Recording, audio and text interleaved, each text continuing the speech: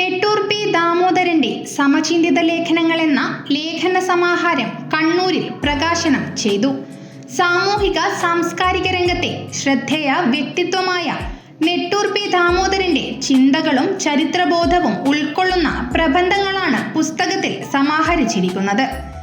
ഇന്ത്യയുടെ ചരിത്രത്തോടും സ്വാതന്ത്ര്യ സമരത്തോടും ഇഴചേർന്നു നിൽക്കുന്ന അദ്ദേഹത്തിന്റെ ചിന്തകൾ പുതിയ തലമുറയ്ക്കും ചരിത്ര വിദ്യാർത്ഥികൾക്കും ഏറെ പ്രചോദനം നൽകുന്നതാണ്.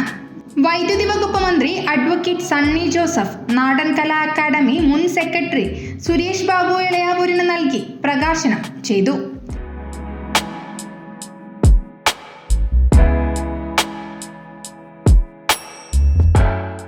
സ്വാതന്ത്ര്യദിനത്തിൽ തന്നെ നെട്ടൂർ പി ദാമോദരന്റെ പുസ്തകം പ്രകാശനം ചെയ്യാൻ കഴിഞ്ഞത് അഭിമാനകരമായ നിമിഷമാണെന്ന് മന്ത്രി പറഞ്ഞു. ഇന്നത്തെ ദിവസത്തിന്റെ പ്രത്യേകത നമുക്ക് എല്ലാവർക്കും അറിയാം. നമ്മുടെ രാജ്യത്തിന്റെ മഹത്തായ സ്വാതന്ത്ര്യത്തിന്റെ ദിനമാണ് 80-ാം ദിനം, 79ാമത് വാർഷിക ദിനം. അതിന്റെ വ്യത്യസ്തങ്ങളായ പരിപാടികളിൽ സംബന്ധിച്ചുകൊണ്ടാണ് നമ്മളെല്ലാവരും ഈ പരിപാടിയിലും സംബന്ധിക്കുന്നത്. രാവിലെ കളക്ടറേറ്റ് മൈതാനിയിൽ പതാക ഉയർത്താനും പിന്നീട് DCC ഓഫീസിൽ പതാക ഉയർത്താനും എനിക്കും സാധിച്ചു. മറ്റു പരിപാടികളിലുമെല്ലാം സാധിച്ചു, സംബന്ധിക്കുന്നതിന് സാധിച്ചു.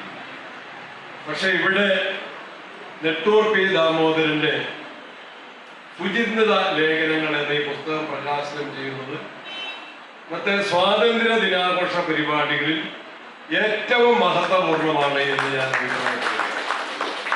കാരണം അദ്ദേഹം നമ്മൾക്കെല്ലാവർക്കും അറിയാം, സ്വാതന്ത്ര്യ ദിന ചിന്തകളിൽ നമ്മളെല്ലാവരും പറയുന്ന ഒരു വാക്ക്, അറിയപ്പെടുന്നവരും അറിയപ്പെടാത്തവരുമായ സ്വാതന്ത്ര്യ സമര സേനാനികളെ ആദരിക്കുന്നു, അവർക്ക് നമ്മുടെ നന്ദിയും കടപ്പാടും അറിയിക്കുന്നു. അങ്ങനെയാണ് നമ്മൾ എല്ലാ ദിനങ്ങളും ആഘോഷിക്കുന്നത് എങ്കിൽ നമ്മുടെ നാടിൻ്റെ സ്വാതന്ത്ര്യ സമ്പാദനത്തിൻ്റെ ശക്തമായ സമരമുഖങ്ങളിൽ ഏറ്റവും ശക്തമായി നേതൃത്വം നൽകി ജയിൽവാസം അനുഷ്ഠിച്ച പ്രമുഖനായ സ്വാതന്ത്ര്യ സമര സേനാനികളിൽ ഒരാളാണ് ശ്രീ നെട്ടൂർ പി എന്ന് നമുക്ക് എല്ലാവർക്കും അറിയാം. സ്വാതന്ത്ര്യ സമരത്തിൽ പങ്കാളിയായിരുന്ന നെട്ടൂർ പി ദാമോദരന്റെ ജീവിതവും രചനകളും രാജ്യസ്നേഹത്തിൽ അധിഷ്ഠിതമായിരുന്നുവെന്നും അദ്ദേഹം പറഞ്ഞു. സർക്കാരിന്റെ പേരിലും അദ്ദേഹത്തിന് ആദരവർപ്പിക്കുന്നതായി മന്ത്രി പറഞ്ഞു. ചടങ്ങിൽ പ്രൊഫസർ മുഹമ്മദ് അഹമ്മദ് അധ്യക്ഷത വഹിച്ചു. നെട്ടൂർ പി ദാമോദരന്റെ മകൻ പ്രദീപ് നെട്ടൂർ, മകൾ ഹീര നെട്ടൂർ, ജില്ലാ ലൈബ്രറി കൗൺസിൽ സെക്രട്ടറി മുകുന്ദൻ മഠത്തിൽ, TKD മുഴപ്പിലങ്ങാട് തുടങ്ങിയവർ സംസാരിച്ചു. ആകാശവാണി മുൻ സ്റ്റേഷൻ ഡയറക്ടർ ബാലകൃഷ്ണൻ കൊയ്യാൽ സ്വാഗതവും സമയം ബുക്സ് എഡിറ്റർ പ്രകാശൻ വാടിക്കൽ നന്ദിയും പറഞ്ഞു. ചരിത്രത്തെ കേവലം രേഖകളായി കാണാതെ സമൂഹത്തിന്റെ ചിന്തകളോടും ജീവിതാനുഭവങ്ങളോടും ചേർത്ത് വായിക്കുന്ന ലേഖനങ്ങളാണ് സമാഹാരത്തിലുള്ളത്. ചരിത്ര വിദ്യാർത്ഥികൾക്ക് പുതിയ ചിന്തകൾക്കും പഠനത്തിനും ഉത്തേജനം നൽകുന്നതാണ് ഈ കൃതി. News bureau, Kannur media.